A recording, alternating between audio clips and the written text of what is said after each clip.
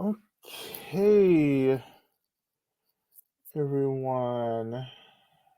Welcome to um, Medicine Buddha. Um, I bring you greetings from London, where I am currently um, on tour, on teaching tour. So I'm glad to be here. It's about 11 o'clock here. Um, so, but I am here. I taught earlier tonight. Um, at a Dharma center. So I'm just getting back. I told them I had to get out of there, so I had to teach Medicine Buddha. Um, so great. If you're new, please say hello in the chat. For those of you who are coming back, you can also say hello. Um, you can also do prayer requests. So for those of you who are new, this is a guided practice based upon the tradition of Medicine Buddha, coming out of the Tibetan Buddhist tantric tradition. Um, and it's optional if you would like to offer prayer requests. I'll be offering up prayer requests as well. Um, so awesome. So we'll just give a few minutes for people to kind of get into the room and get settled. And we'll get started with practice pretty soon. I'm doing practice from my very, very tiny hotel room. I'm staying in Westminster here in London, so it's going really well. So I'm happy to be here. There's so much happening in the world. But I think it's always a pleasure, you know, um, and a necessity to continue doing. Actually, as we get ready for our practice, I wanted to talk a little bit about practice. There's a lot happening right now.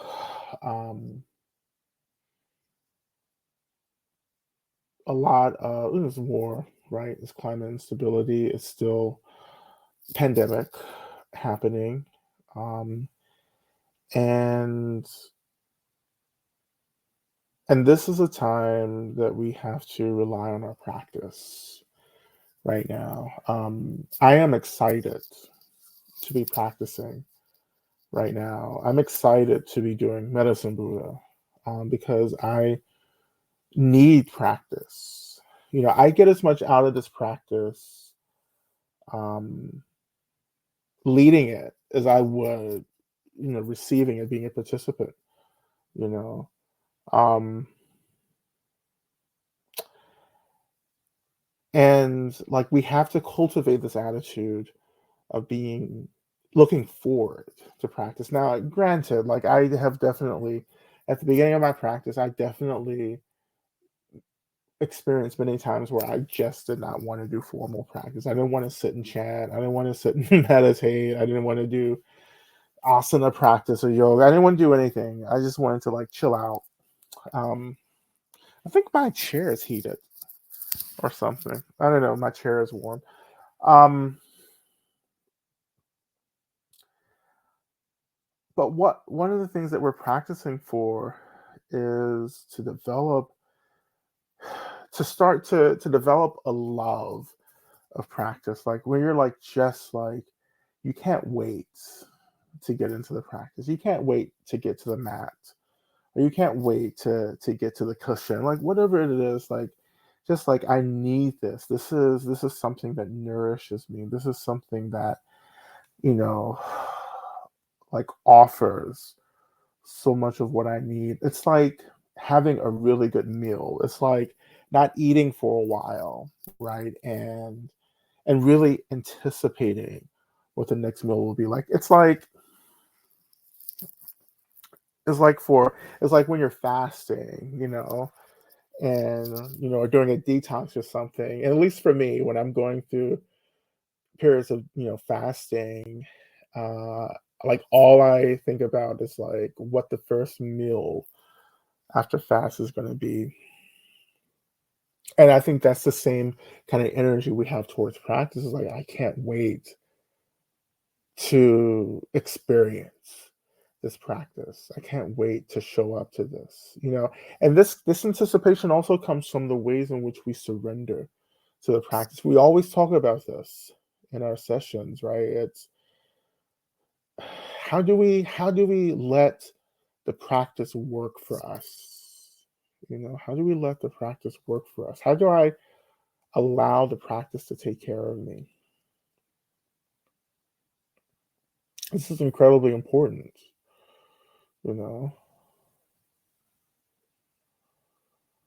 Like we practice is meant to be caring for us, right? And when I do my practice, I surrender to the care, right? I surrender. And what is it? What are we surrendering to? That's a good question too. What are we surrendering to? Well, I'm surrendering into the ways in which my experience is just simply trying to be. Instead of fighting against things, like we're always pushing away things or grabbing onto things, like letting that go and just allowing.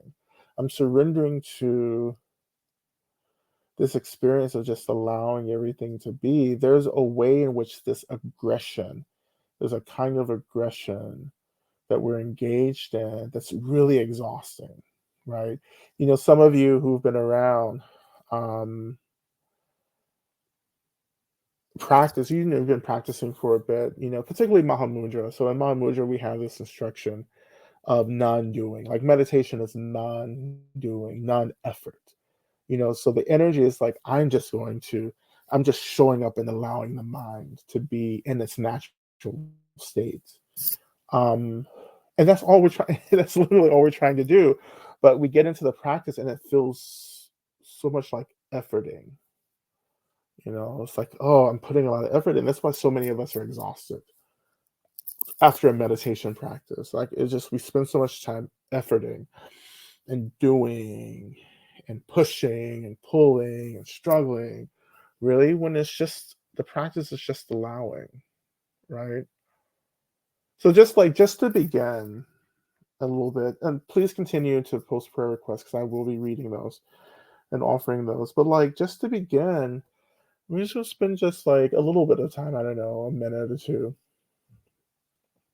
where we're beginning our practice, trying to experience, allowing ourselves to be, allowing thoughts and emotions to simply be, allowing sensations in the bodies. If we're able to work with our bodies tonight, allowing those sensations to be, you know, this is for me the sweetest, most profound part of practice is when I'm just like, okay, I'm just going to let things be. I'm tired of fighting.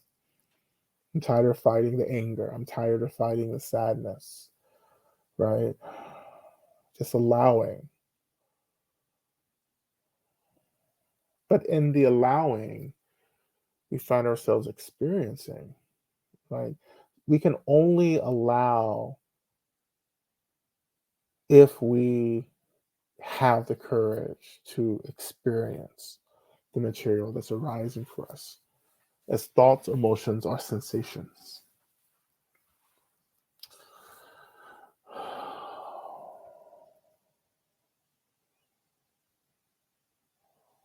And so what you notice is that everything that we're pushing away just comes to the forefront, and usually what comes to the forefront is the discomfort, and that discomfort can be sadness, irritation, anxiety, fear,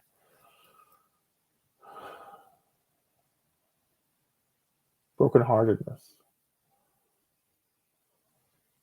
So in your private space, I want you also to engage in what we call noting. But I want you to say, articulate that note. Just like say it out loud. Like whatever arises for you, just say it. Like, if you're sensing sadness, you say, oh, sadness, or happiness, or gratitude, or pain.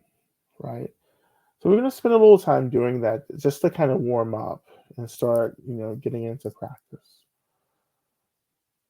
Just noting what's arising as we just start the work of allowing ourselves to be.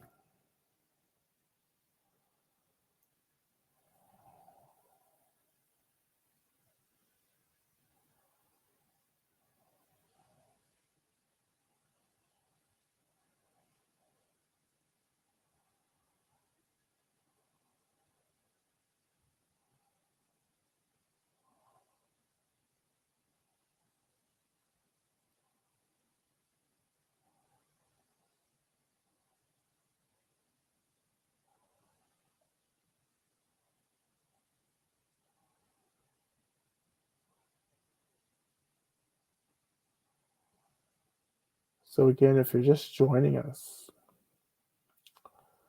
we're just practicing allowing. This is like kind of an open awareness practice, just allowing everything to arise within our experience, and we're just naming what we're experiencing, out loud, naming it, articulating it right in your space, just saying sadness or grief or whatever you're beginning to notice and experience.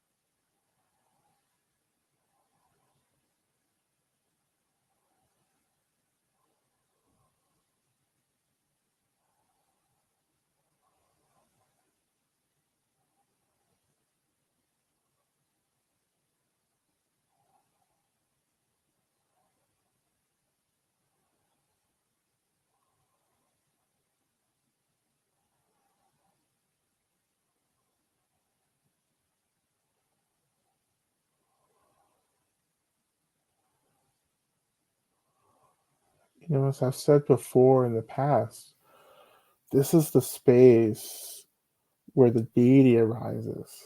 Right? This is the space where medicine Buddha arises within this openness, within this transparency, this truth telling,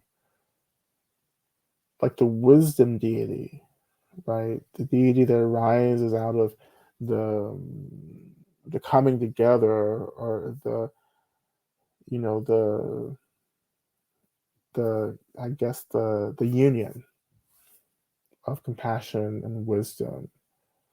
That deity, the wisdom deity that arises out of that. Like the deity can't arise, fully and authentically if we're not doing this ground level work, you know,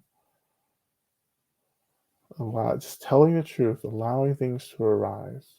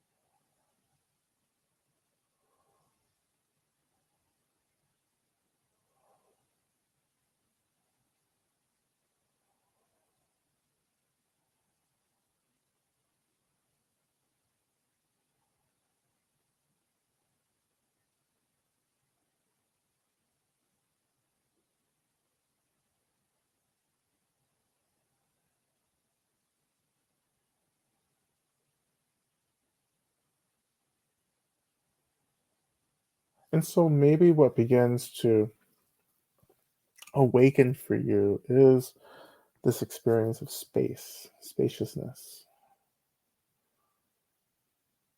this experience of feeling less constricted or contracted, this feeling of feeling less rigid and shut down, but open, fluid, you know.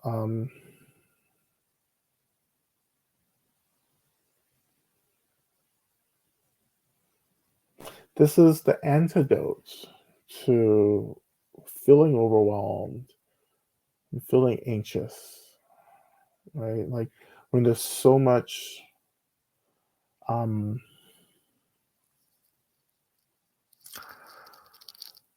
urgency, I would say, urgency in the space around us, we find ourselves reacting to that urgency like we have to do everything. We're, like doing anything feels like it's productive when it's not always the case. You know, when we're practicing like this, allowing things to come and go, to arise as they will, the space opens up for us to choose to be responsive, not reactive. In responsiveness, I can choose something that's wise and compassionate. I can choose something that maybe is a little more effective, right, than just habitually reacting to something. And there's so much, again, so much that we're reacting to. And actually, I've been talking a lot about this already tonight for the community I was teaching with. Um, like how are we responding to all the urgency around us?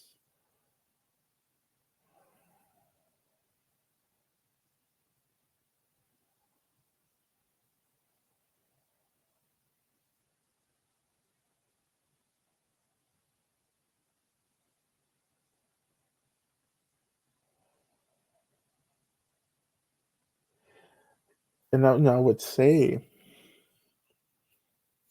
that our reactivity becomes functional in a sense where the reactivity keeps us away from the brokenheartedness and from the intensity of the brokenheartedness, of my sadness of the world and what's happening.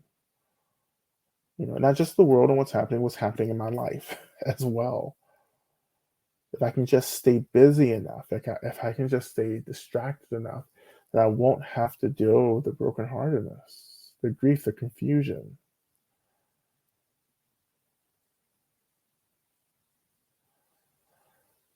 And I notice how people like speeding up is quite bizarre. But it's like either people are speeding up or I'm slowing down.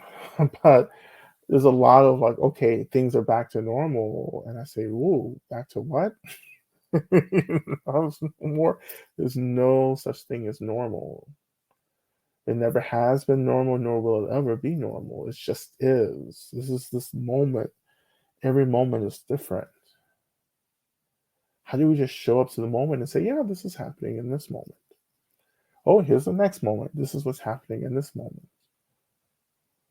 Not trying to go back to something or trying to fall into some like romanticized view of how things are, because that romanticized view is really based upon our personal comfort. What's normal is actually what I think is comfortable for me. And we've never been comfortable. There's no such thing as comfort, in the way that we want to think about comfort. But there is this experience of connecting to the inherent space that holds everything and is an expression of everything. Like to lean into that reality, which is what medicine Buddha does, is what deity practice in this tradition is doing. It's like we call the deity into practice. Most often we're In the past couple of months, we've been practicing not so much with an image of medicine Buddha, but with the energy and the feeling of the deity. But traditionally we imagine the deity as an expression of this space, this emptiness, this fluidity, and our minds and our awareness rather mingles with that representation of the deity, and we're drawn into embodying that fluidity, the spaciousness of the deity. So connecting to this, like, so you're coming in and out, right? And this is what I'm doing. Like, it's for me, this is really, it's tending to a lot of needs right now to feel open and fluid and spacious, to lean into that, to drink into this experience of space, right? I often, um, when we do, I know I haven't done Tara and Mother practice in months, many months now, and I know I'm going to get back to it. But for those of you who used to join me for Tara or my Tara practice, we talked about how we offer everything to the mother, like everything to the mother. It's one of my personal teachings, everything to the mother. And what I mean by that is like I am offering everything to space itself, because the mother is an expression. The mother in Southeast Asian religion is an expression of space itself, right? The personification of space, right? So when I offer everything to the mother, I'm just remembering that everything is and always will be held within this experience of space. That I'm not creating anything. I'm not manipulating anything. Like, it's just is. And what I'm doing in practice is remembering what the natural state of things are. Just remember, I'm not creating, I'm remembering. I'm tuning in to something that is always happening and will continue to happen.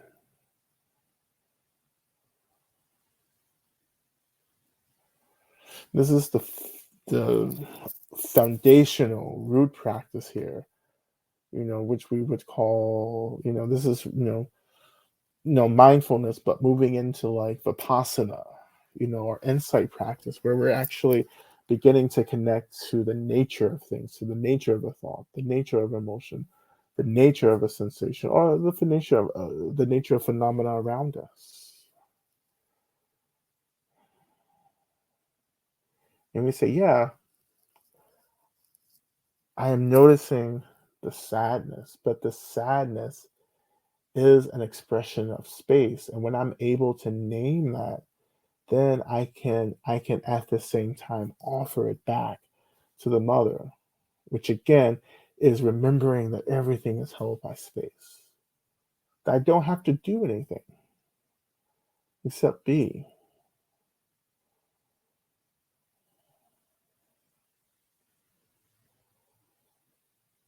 And this doesn't mean that you stop caring. It doesn't mean that you become, you know, um, like directionless or whatever. It doesn't mean that like you stop working and organize. It doesn't mean any of that. You know, it means that you develop discernment about where your energy will be directed, what the work is.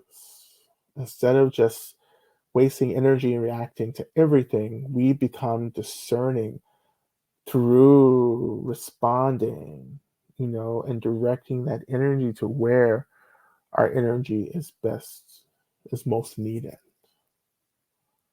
Or, another way that I put this is that like I start figuring out what my work is. Maybe my work isn't responding to this over here, but my work is maybe responding to this right here.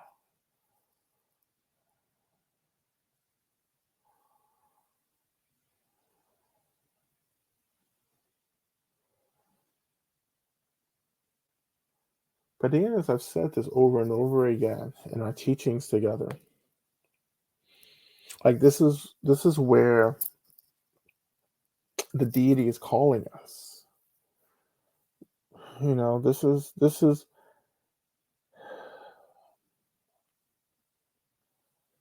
when we practice long enough, we begin to hear the deity, or we begin to hear God. If that's the language you're using, you begin to hear God, you begin to hear medicine root, you begin to hear the mother, right?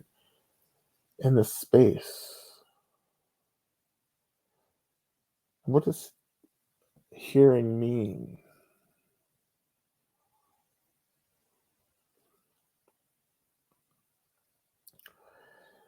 Remembering always that the deity is speaking to us through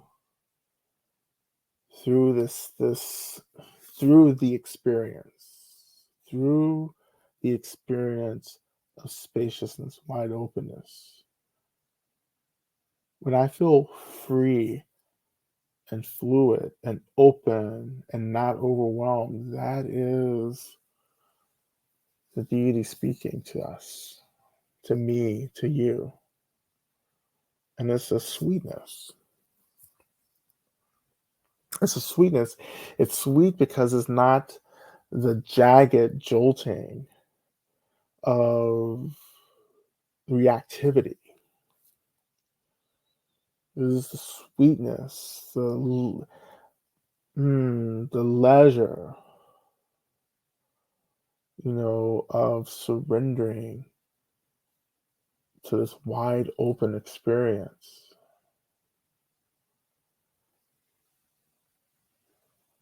That everything is being held at once.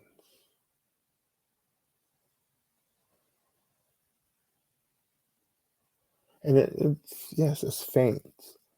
It can be a faint experience, but it's there. It's always there. Regardless of who we are, that experience is underlining everything.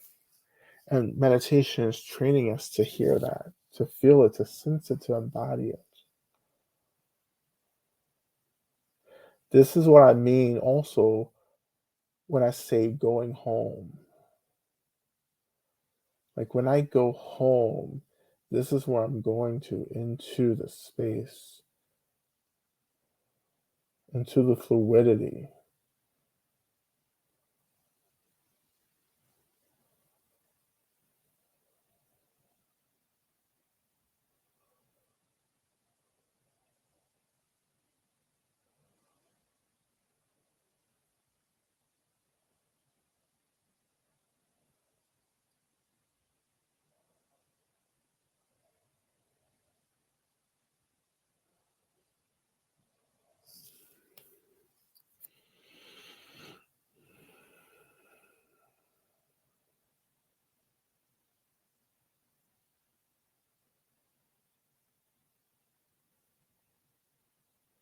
So letting go, right? What does it mean to let go right now? What are you holding on to?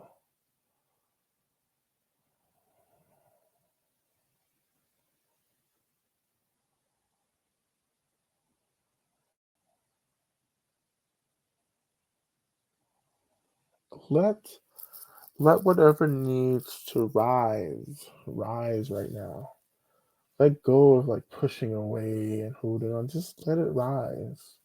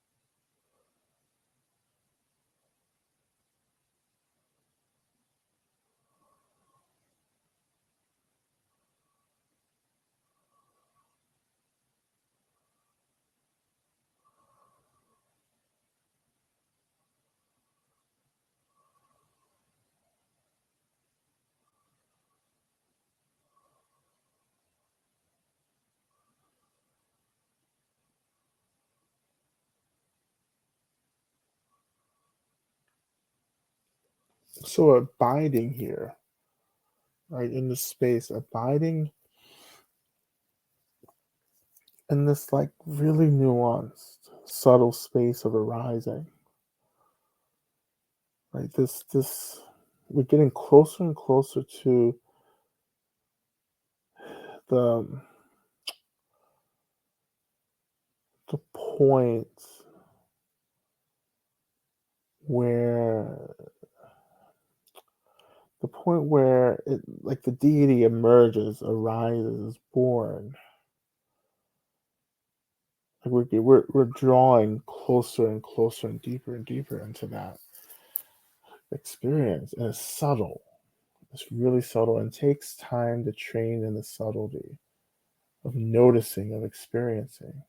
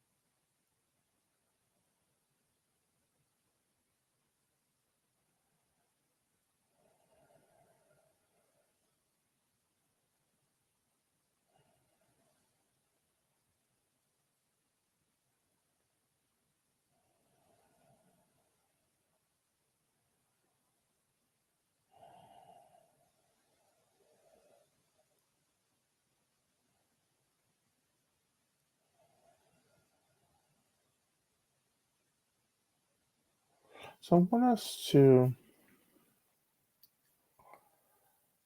um, begin with our first mantra, Mela Sange Kino Soha. Mela Kino, Mela Sange Kino Soha. So Mela. So Mela Sange means medicine Buddha. Mela means medicine. Sange means, enlightened one, a Buddha. Kino is a word that means to think of, to know. So we're praying in the mantra, in the chant, for medicine Buddha to know us, to think of us. And so again, like this is such, in terms of devotion, um,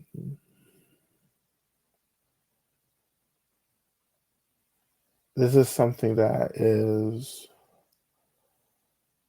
for me, in terms of devotion, is something for me. This is the heart of my practice. Is devotion. Is the longing, right, for the deity to emerge. Right. It's the same as the longing for God. The longing for the divine. It's the same thing as the longing for medicine, which is an expression of our most awakened nature. I would say our awakened nature. Period is our awakened nature. Period. Not our most, but our awakened nature. Right. And this is what the deity in this system of practice is leading us back to. Leading us back to our most awakened nature.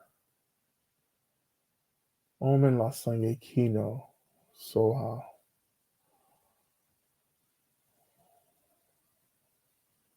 So I think we're gonna chant this a couple of times. For those of you who are new, you don't have to chant along, but you can listen. Well, you'll listen to me. But as we chant this or listen to it, I wonder if we can just keep surrendering deeper and deeper into this experience of wide openness of space. And I wonder if we can trust the space to take care of us, to work for us, to do work for us, to do labor for us. Like this longing of wanting Medicine Buddha to think of us, to know us, to take care of us, is our effort of surrendering, of letting go, of being held, by Medicine Buddha, being held by the mother, which is again, the mother being the expression of space itself. Can we just be held? Yes, the world is, intense right now. And in this intensity, we have to also be cared for by experiences that can care for us. And space is an experience that cares for us. It takes care of us.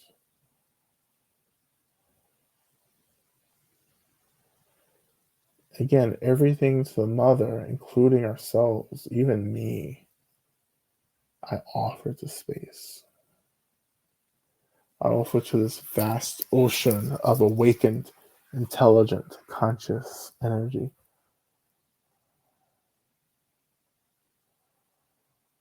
So we'll begin with our chanting.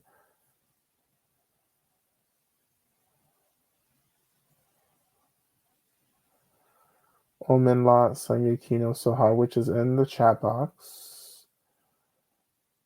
Everyone, Omenla Sangye Kino Soha. All right. We begin. Omenla Sangye Kino Soha.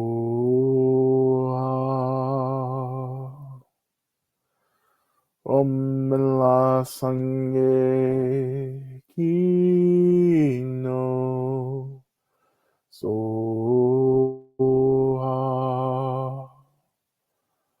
Omenla Sangye Kino Soha.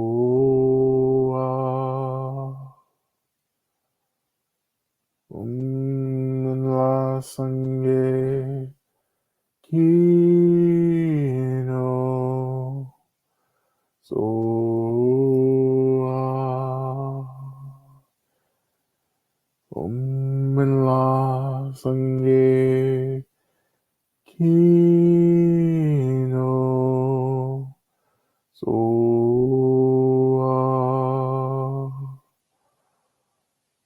Omenla Sangye Kino Soha.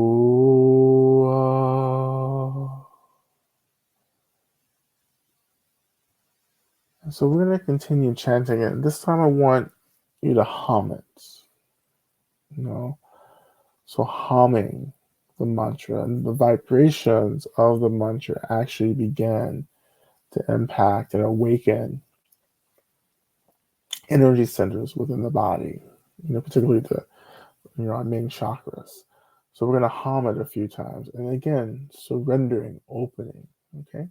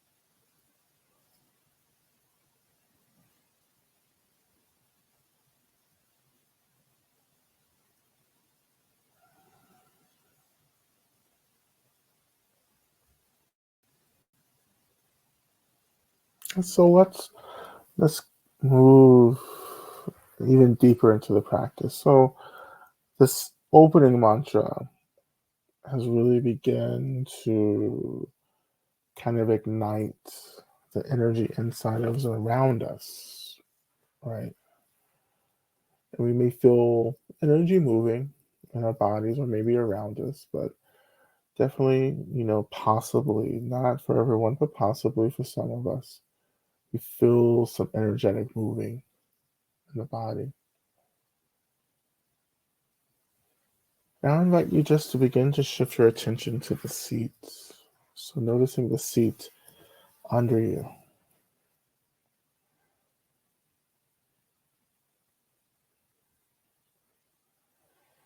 Noticing the weight of the body, making contact with the seat, allowing that sensation of the body making contact with the seat to really hold your attention. And I know some of you go to sleep when we start getting into this, and it's okay. Like that's part of the practice. Like you start energy shifts, you start relaxing, you start slipping into sleep, and that's okay. Some of you really need to rest.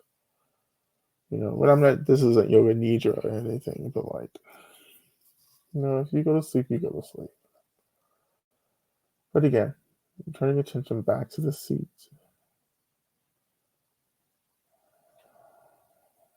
letting the weight of the body making contact with the seat hold you.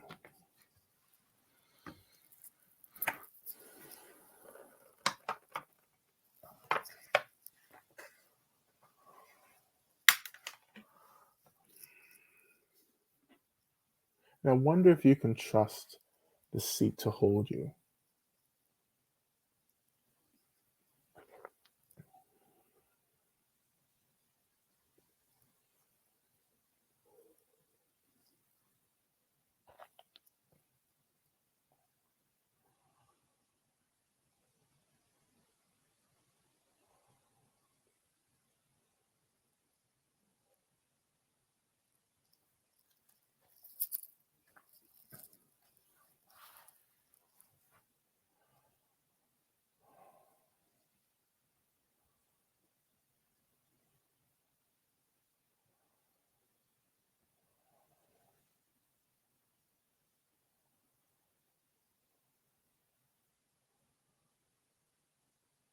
And now let's shift our attention down into the earth. So again, if you're new to this practice with me, so our attention begins to touch the earth.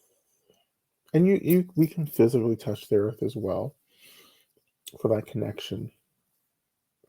I'm really wanting us to first experience the energy of our awareness, which is conscious energy, touching the conscious energy of the earth under us. And quite frankly, the earth elemental energy is in everything, right? But just like for now, the orientation is to touch the land under us. And what does it feel like? What is your experience of our awareness touching really the awareness of the earth under us? What kind of groundedness do you maybe experience?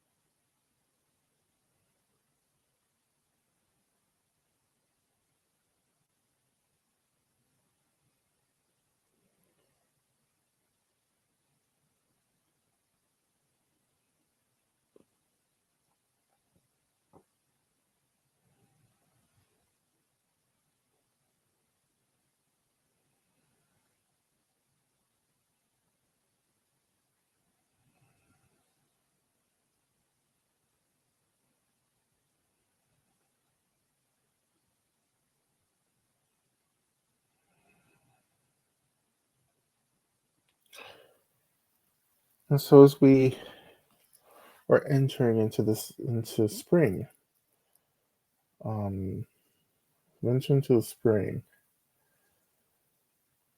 we're gonna continue doing some chakra opening practice because spring is opening, it's awakening.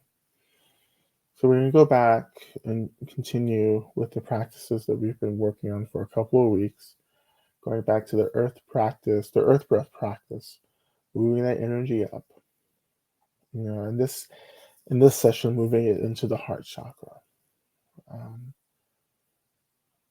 and opening the heart chakra a little more. Um,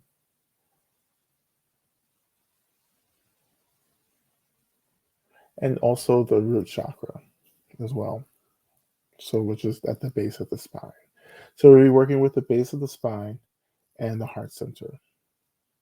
Um, so, as we begin, I'll be offering two sets of practices for those of us who are working with the breath and for those of us who aren't working with the breath. Um,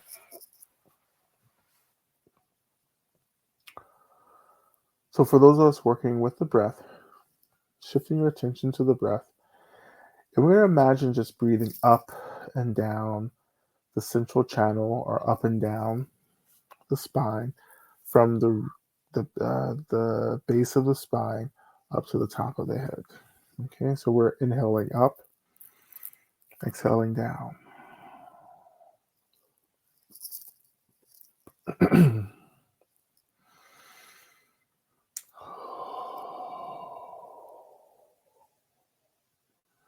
You can even imagine as you're inhaling and exhaling up and down the spine that the breath is massaging each vertebrae of the spine.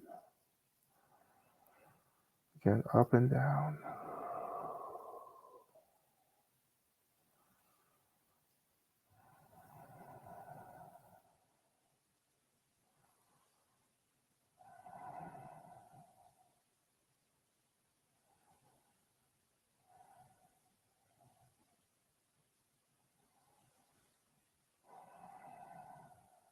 So a few more breaths.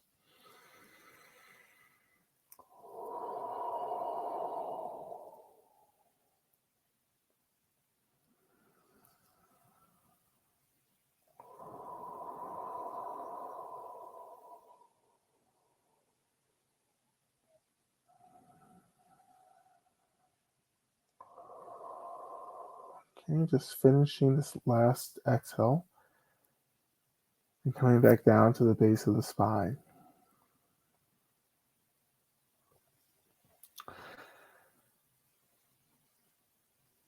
Now turning our attention back to the earth. So our awareness again is touching the earth, noticing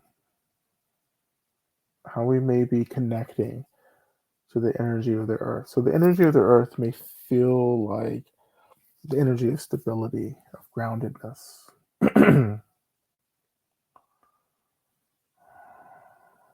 And so we will imagine inhaling that energy of groundedness or stability into the base of the spine, which is the root chakra. And that energy first begins to stabilize the root chakra, which is the energy of, well, I'm sorry, which is about the root chakra is about connection to home, stability, belonging, groundedness itself, right? Steadiness, stability. So we'll begin to imagine inhaling the energy of the earth into the base of the spine, into the root chakra, and holding the energy and the breath for a couple of seconds in the base of the spine, and then slowly exhaling that energy up into the heart chakra, where we imagine that that energy deeply infuses into the heart chakra.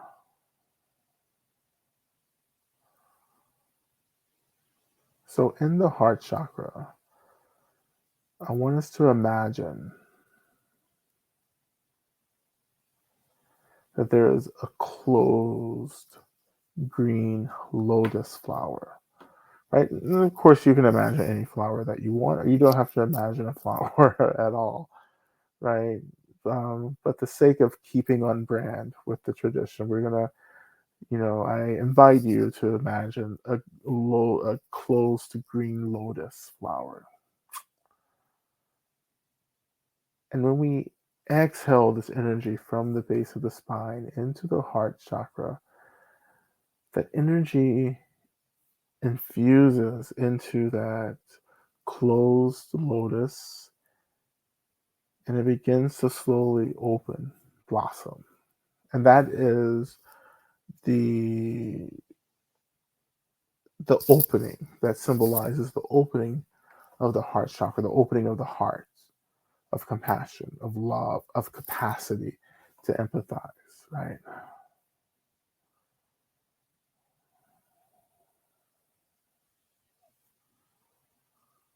So again, inhaling into the base of the spine, holding that breath, releasing up into the heart chakra, where the energy is absorbed by the closed lotus and it begins to open. And that's all we're going to be doing, right, for this part of the practice.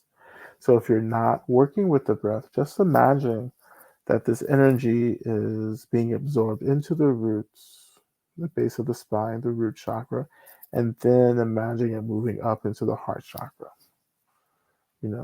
being absorbed by the closed lotus. Now, again, as I said several times before, we don't have to see anything, or we don't have to get anxious about not experiencing anything or seeing anything. Just to the best of your capacity, just at least saying, okay, this is happening, you know, there's energy moving, that the energy of the earth is rising up into my body, my heart chakra is opening. That's all we can, that's all we have to do. All right. So let's begin. So shifting our attention back down to the base of the spine. And we're just going to just breathe in and out of the base of the spine for a couple of breaths.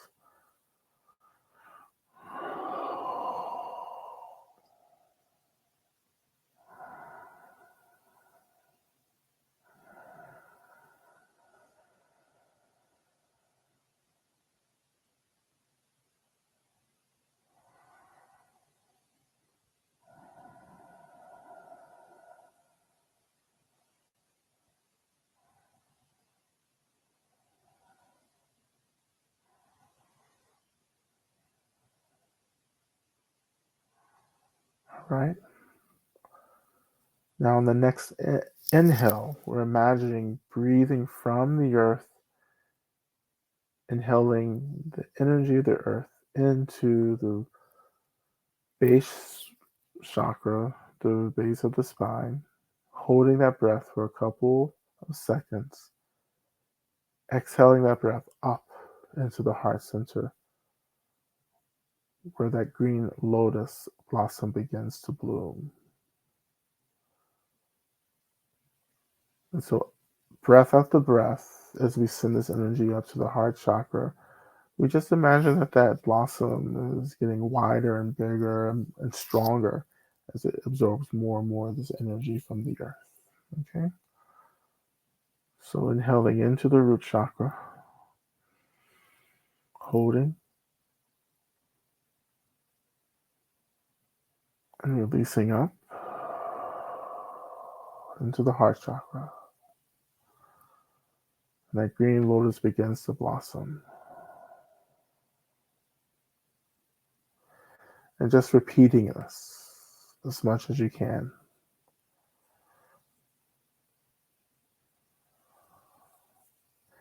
And we'll just do this for a couple of breaths, and then we'll transition into the mantra. Tonight it will be without the drum. So we'll just chant it. Te taun beginze beginze ma beginze lasa sumangate soha. But we'll get to that. Just about 2 more breaths, practicing this inhaling from the earth into the heart chakra.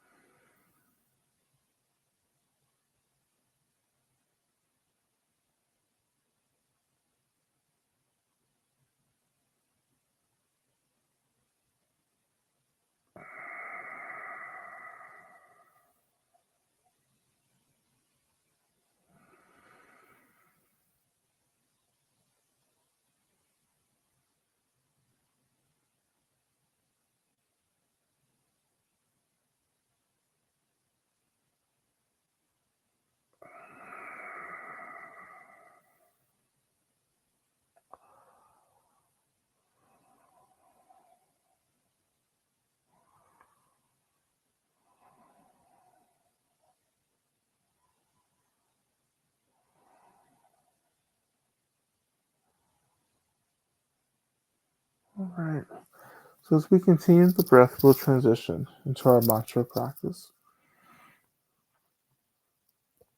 And Teyata, and well, this mantra is a prayer to Medicine Buddha, simply just for healing. Teyata, great Medicine Buddha, please heal me. And that basically, that's the translation. So just chanting this and listening to this, and just continuing to move through the breath practice, or if you're not working with the breath, just through this feeling of moving energy up into the heart chakra to awaken the heart. Okay, so we'll begin.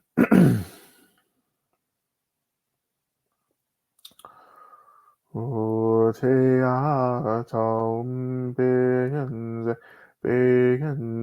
ma begenze razsumungati soa eyatom begenze ma begenze razsumungati soa eyatom begenze ma begenze rasa sumunga tesoa teatam begenze ma begenze rasa sumunga tesoa teatam begenze ma begenze rasa sumunga tesoa Teata begenze ma begenze rasa sumungati soha Teata begenze ma begenze rasa sumungati soha Teata begenze ma begenze rasa sumungati soha Teatam begenze ma begenze rasa sumungati soha Teatam begenze ma begenze rasa sumungati soha Teatam begenze ma begenze rasa sumungati soha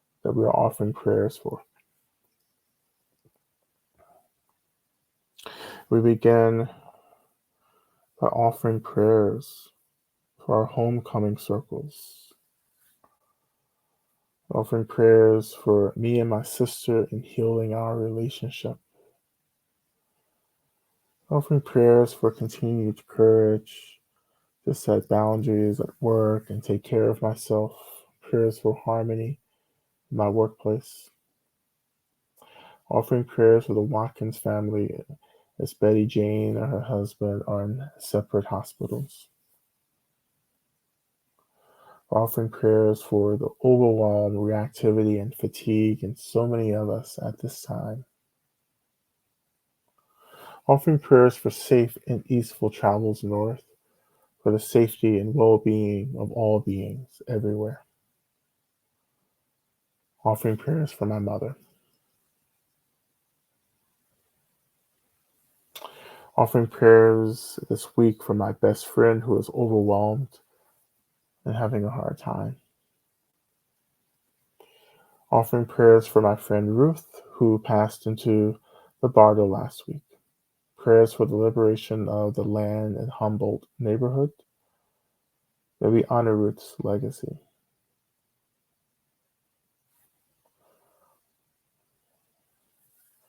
Offering prayers for Danigella and Dale, my father and myself. May we all be grounded in times of great transition.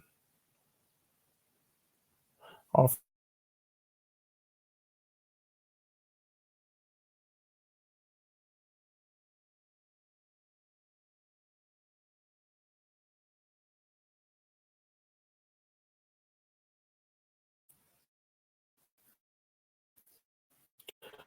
prayers.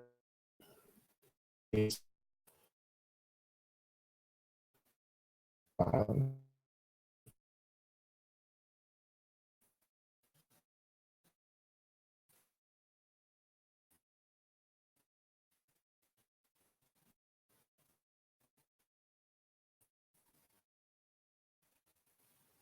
I want to continue to offer for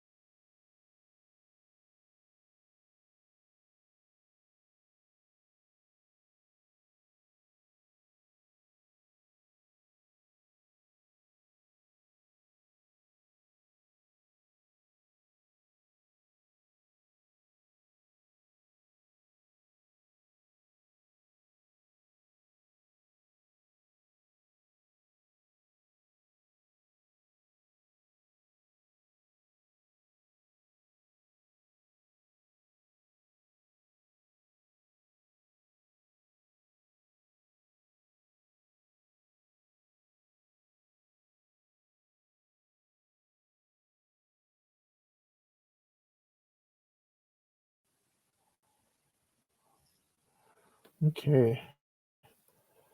So I don't know where we actually left off at, but I want to continue praying. So I continue to pray again for all of us who are struggling and surviving systematic violence, and that we all may be free and liberated from this violence and from suffering. I continue to pray for all people, including the people in the Ukraine who survive and are victimized by war. We all may be free from this violence.